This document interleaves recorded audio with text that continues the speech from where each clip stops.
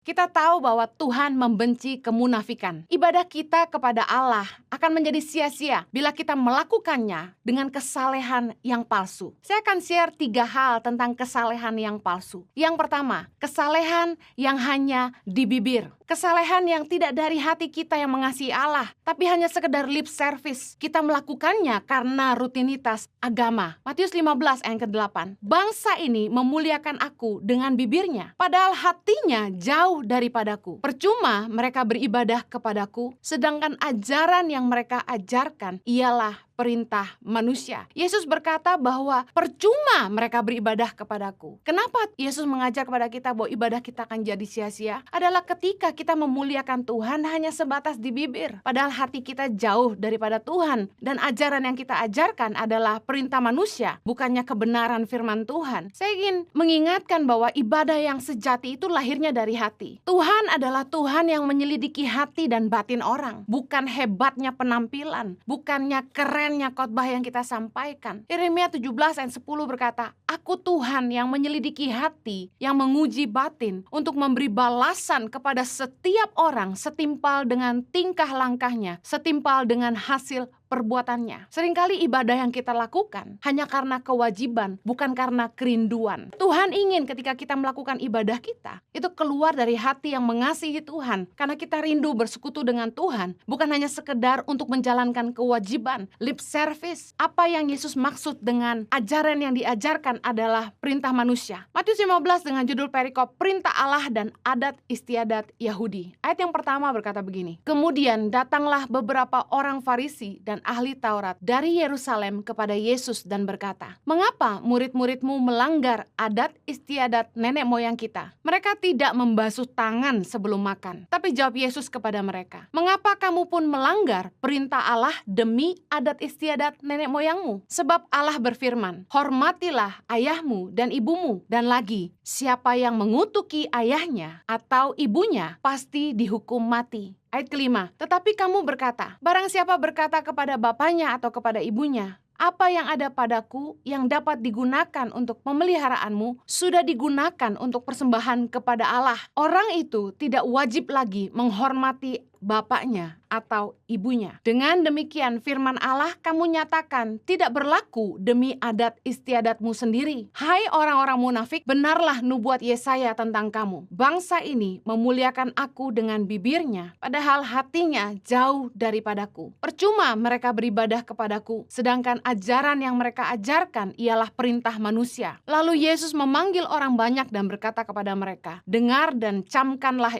bukan yang masuk ke dalam mulut yang menajiskan orang, melainkan yang keluar dari mulut, itulah yang menajiskan orang. Tidak tahukah kamu bahwa segala sesuatu yang masuk ke dalam mulut turun ke dalam perut lalu dibuang di jamban? Tetapi apa yang keluar dari mulut berasal dari hati, dan itulah yang menajiskan orang. Karena dari hati timbul segala pikiran jahat, pembunuhan, perzinahan, percabulan, pencurian, sumpah palsu, dan hujat. Itulah yang menajiskan orang. Tetapi makan dengan tangan yang tidak dibasuh tidak menajiskan orang. Yesus mengajarkan kepada kita bahwa ketaatan kepada firman Allah itu mutlak, bukan hanya apa yang sepakat dengan adat istiadat ataupun keinginan kita. Kesalehan yang palsu contohnya begini, khotbahin yang aman, hidupin yang amin. Maksudnya apa? Saya khotbahin yang saya hidupin. Seringkali itu jadi satu prinsip yang seringkali saya ungkapkan. Lalu tiba-tiba seperti ada bisikan begini, berarti nggak semua firman dihidupin dong? Kan khotbahin yang dihidupin, berarti ada yang tidak dihidupin. Kita harusnya ngikut aturan firman Tuhan, bukan pilih firman Tuhan yang sesuai dengan keinginan kita. Jangan pilih ayat yang cocok, yang kita mau aja. Contoh, karena tidak hidup dalam kekudusan, orang gak khotbah tentang kekudusan. Seringkali kita comot-comot firman Tuhan yang sesuai dengan keinginan kita, yang sepakat dengan hidup kita. Kesalehan yang palsu itu kita melakukan firman Tuhan hanya yang pas di hati kita aja. Kita pilih ayat-ayat firman yang menyenangkan buat kita. Tapi kalau kalau ada firman Tuhan yang disampaikan itu tidak berkenan di hati kita, menyinggung hati kita, kita marah sama yang khotbah. Oh, zaman sekarang luar biasa. Jemaat udah bisa pinter marahin pendeta. Yesus tidak mengajar supaya kita menentang budaya. Yesus mengajarkan bahwa kita harus menghargai budaya tapi tidak boleh kompromi dengan firman Allah. Seharusnya firman Tuhan yang jadi standar buat hidup kita, bukan adat istiadat. Berapa banyak kita lebih mengutamakan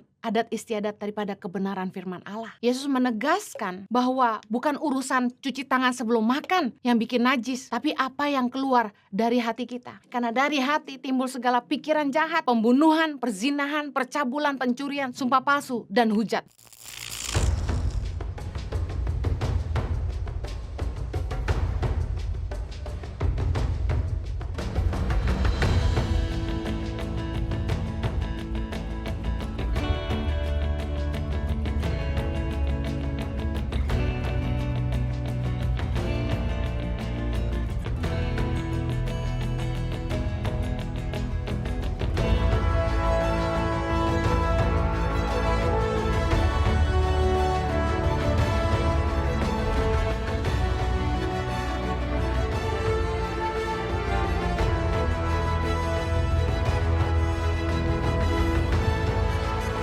Cerita anak pedalaman dalam meraih mimpi dan mengejar cita-cita bersama Tangan Pengharapan.